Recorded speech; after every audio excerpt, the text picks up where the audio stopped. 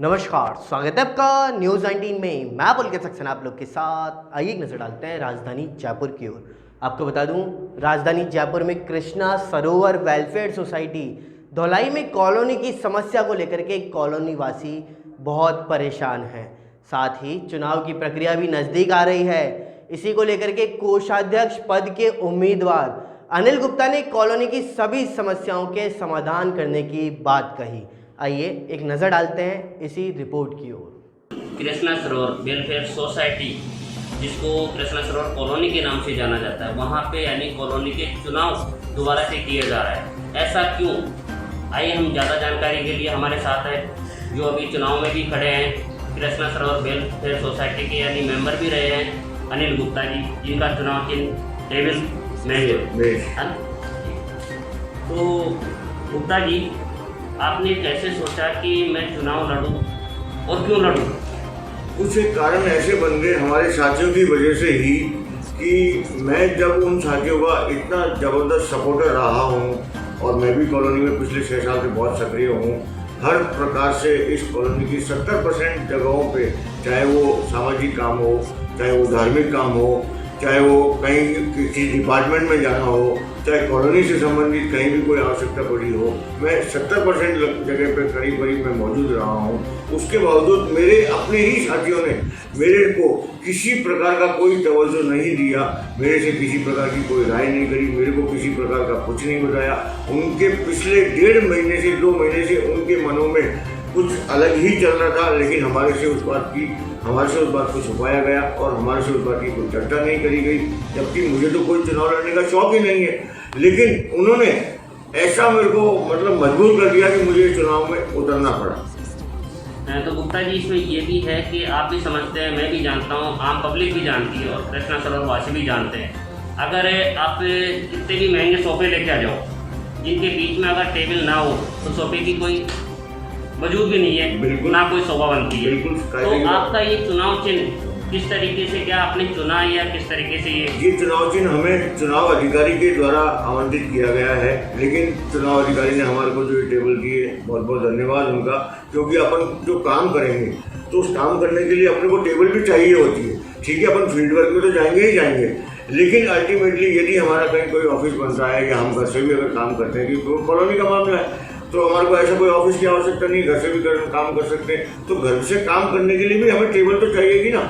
तो चुनाव अधिकारी ने हमारे को बहुत अच्छा चुनाव चिन्ह दिया है, इसके लिए मैं चुनाव अधिकारियों का भी तहे दिल से धन्यवाद करता हूँ, उनका भी मैं आभार प्रकट करता हूँ। गुप्ता जी, इसमें ये है कि जिन पदाधिकारियों ने जो 6 तारीख को आपकी कॉलोनी की जो मीटिंग हुई है, उसमें साफ तौर पे कहा कि हमें पद का कोई लालच नहीं है। बिल्कुल। और आज वो आपके सामने चुनाव लड़ रहे हैं। बिल्कुल लड़ रहे हैं। इसके बारे में थोड़ा बताएं। इसके बारे में मैंने उनको कहा भी, अभी हमारे को नॉमिनेशन के 1 दिन पहले हमारे पूर्व अध्यक्ष, जो इस समय कार्यकारी अध्यक्ष हैं, वो पूर्व में भी ऑथेंटिक तो नहीं थे, लेकिन फिर भी कॉलोनी उनको पूरा अध्यक्ष का दर्जा देती है, मानती भी है और वो इस लायक भी हैं, मैं ये भी कहूँगा साथ ही साथ। लेकिन हमारे को नॉमिनेशन से 1 दिन पहले भी ये बात हुई, हमारे को बुलाया गया था, हम बातचीत हुई, तो वो हमारे को ही उल्टा ये कह रहे हैं कि भाई आप लोग बैठ जाओ, आप लोगों को कोई और पद नहीं दिया जाएगा।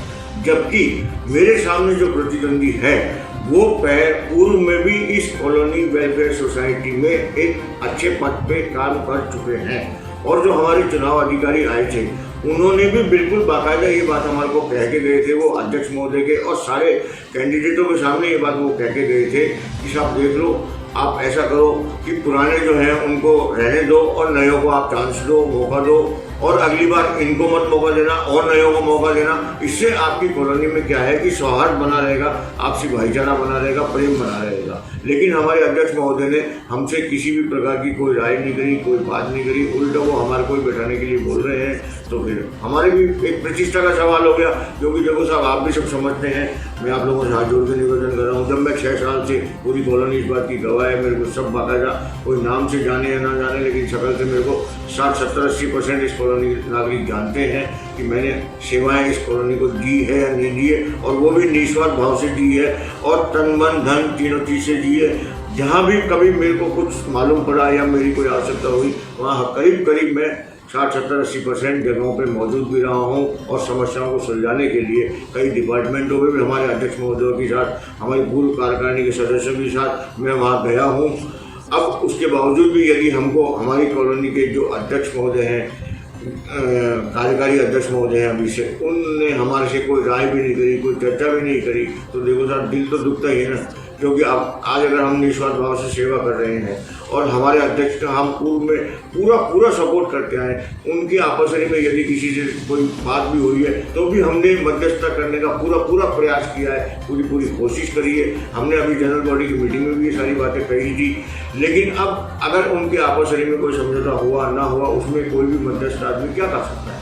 तो हमने गुप्ता जी, इसमें आपका भी कहना है, आम पब्लिक का भी कहना है कि आप चुनाव हारे या जीते उससे आपको कोई फर्क नहीं पड़ता, कोई फर्क नहीं पड़ता, क्योंकि आप पहले से भी कॉलोनी में मानसरोवर भी जहाँ पे यानी समिति मैंने कभी चुनाव नहीं है उसमें भी सेवा दी है, और आपने यानी आधी भी रात में अगर अध्यक्ष के साथ मिलकर कहीं जाने का भी रहा तो आप यानी सरकारी ऑफिस तक भी पहुँचे। बिल्कुल। लेकिन इसमें ऐसा क्या लगा कि जो नए युवाओं को जो मौका देना चाहिए था, आपने खुद ने अध्यक्ष साहब को बोला, फिर भी वो आपके सामने पुराना ही कोष अध्यक्ष जो अध्यक्ष थे पहले रवि जोशी। अब इस बात का तो अध्यक्ष साहब तो वैसे खैर मुझे नहीं कहना चाहिए, मैं किसी की कोई वैसे बुराई नहीं करना चाहता हूँ, लेकिन अभी इस बात का जवाब तो अध्यक्ष साहब ही दें, क्योंकि वो कुछ राजनीतिक सोच के आदमी हैं और उनका पिछला इतिहास भी यही रहा है कि जब किसी से उनकी कोई झंझट हो जाती है तो वो सेट पाला चेंज कर लेते हैं। अभी वो पिछले 2-2.5 साल से इस कॉलोनी में आकर के बसे हैं, उसके बावजूद उन्होंने ये तीसरा पाला बदला है। अब उनकी क्या सोच है, क्या उनकी इच्छा है, क्या उनका सोचना मानना है, ये तो वही जानने से हम क्या बता सकते हैं। आपको अगर कृष्णा सरोवर वासी आपको अगर जिताकर कोषाध्यक्ष की सीट देते हैं, सम्मान देते हैं, तो आप कॉलोनी के लिए नए विकास के लिए क्या कुछ कर पाएंगे? नए विकास के लिए तो अभी हमारे प्रेजेंट में तो 3 सबसे बड़े मुद्दे हैं। एक तो सीवर लाइन, जिसके लिए हम प्रयास ही कर सकते हैं, हालांकि देखो आना बहुत मुश्किल है क्योंकि ये बहुत बड़ा मुद्दा है, लेकिन हम प्रयास में कोई कमी नहीं छोड़ेंगे, ज्ञापन सब जगह देंगे।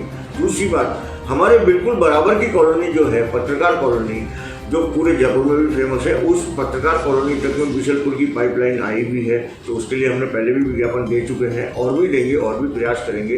तो ये 2 बड़े तो हमारे सबसे बड़े मुद्दे हैं। तीसरा मुद्दा जो हमारा सबसे बड़ा है वो हमारी कॉलोनी की सुरक्षाओं का है, क्योंकि यहाँ हमारी कॉलोनी में आए दिन कभी किसी के व्हीकल चोरी होते हैं, कभी किसी महिला की चैन टूट जाती है, कभी क्या हो जाता है, कभी क्या हो जाता है। तो उसके लिए हमारे को समिति के साथ बैठ करके हम सब जो भी पदाधिकारी बनेंगे उनको आपस में बैठा करके बात करेंगे, कॉलोनी वालों से भी राय चर्चा मशवरा करेंगे कि भाई इसके लिए हमें गेट लगाना ज़्यादा उचित रहेगा या सीसीटीवी कैमरा लगवाना ज़्यादा उचित रहेगा। सीसीटीवी कैमरे लगवाने के साथ हम 1 गार्ड या 2 गार्ड की भी व्यवस्था यहाँ कर सकते हैं, तो उससे भी हमारे को काफ़ी कुछ राहत मिल सकती है, क्योंकि हर चीज़ को देखना पड़ता है। गेट लगवाने में पैसा भी बहुत लगेगा और हमारी समस्या गेट लगवाने के बाद भी हल नहीं हो पाएगी, क्योंकि उसका कारण ये है कि हमारी कॉलोनी में अभी बहुत से प्लाट ऐसे हैं जो खाली हैं और जो जिस रोड पे हम जिस रास्ते पे हम गेट लगाएंगे उसके बराबर का यदि प्लॉट खाली है तो हमारा गेट लगाने का कोई उद्देश्य पूरा ही नहीं होगा। इसलिए हम आपसी सहमति ये बनाने की कोशिश करेंगे कि भाई अपन अपनी कॉलोनी में एक बार के लिए सीसीटीवी कैमरे लगाते हैं और 1 गार्ड, 2 गार्ड, 3 गार्ड जो भी समिति तय करेगी, कॉलोनी वासी तय करेंगे, उनमें खर्चों को भी देखना पड़ता है, आमदनी को भी देखना पड़ता है।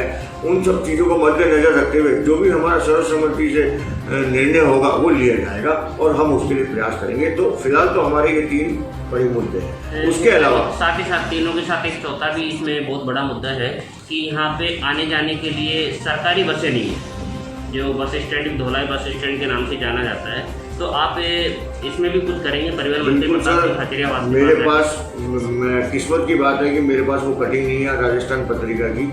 मैं जब यहाँ आया था उसके 6 महीने बाद ही मैंने एक बार राजस्थान पत्रिका वाले हमारे भाई लोगों को बुला करके इंटरव्यू दिया था और अगले दिन दूसरे तीसरे चौथे दिन से ही हमारी कॉलोनी में बस आने लगी थी। लेकिन क्या है, इसमें दोनों चीज़ है। कॉलोनी वासियों को वो सुविधा तो मिलनी चाहिए, देखो मैं भी यही बात कहूँगा और मैं भी इस बात का समर्थन भी हूँ, लेकिन साथ ही साथ हमें सरकार के बारे में भी सोचना पड़ेगा कि भाई सरकार यदि वहाँ बस चलाती तो उनको भी पैसेंजर तो मिलने चाहिए ना। तो इसलिए उन्होंने महीने 2 महीने 3 महीने तो बस चलाई और जब यहाँ से उनको पैसेंजर ही नहीं मिले तो उन्होंने वो बस हमारी सेवा यहाँ से वापस बंद कर दी और उस बस को चलवाने का भी श्रेय मेरे को ही जाता है। मैंने ही करवाया था। ये तो मेरी किस्मत की बात है कि मेरे पास वो आज कटिंग मौजूद नहीं है, नहीं तो मैं वो कटिंग भी अभी आपके सामने पेश कर दूँगा। गुप्ता जी, जो भी कॉलोनी की मीटिंग होती है उसमें सर्वप्रथम बातचीत तो होती है, लेकिन बात कुछ आगे बढ़ाने के लिए कि कॉलोनी की समस्या को लेकर कुछ बातें चर्चा और की जाए, मुद्दा की जाए, तो आप मीटिंग में बैठकर चाय ही पसंद क्यों करते हैं? चाहे तो सर जनरल मीटिंग का पार्ट होता है और ये तो औपचारिकताएं भी है। नहीं, ये मीटिंग को आगे बढ़ाने का है या बैठ के कुछ? मीटिंग को आगे बढ़ाने का तो यही है भाई, विकास के मुद्दे हैं। विकास के मुद्दे के लिए अपने को मीटिंग भी करनी पड़ेगी, सबको मिलजुल के काम भी करना पड़ेगा और सबकी सहमति भी बनानी पड़ेगी। उसके लिए बहुत से प्रयास करने पड़ते हैं और करेंगे भी। तो ये है हमारे साथ कृष्णा सरोवर वेलफेयर सोसाइटी के यानी नए कोषाध्यक्ष अनिल गुप्ता जी। देखते हैं आखिर जनता का क्या विचार रहता है। इस खबर में इतना ही। देखते रहिए न्यूज़ 19। नमस्कार।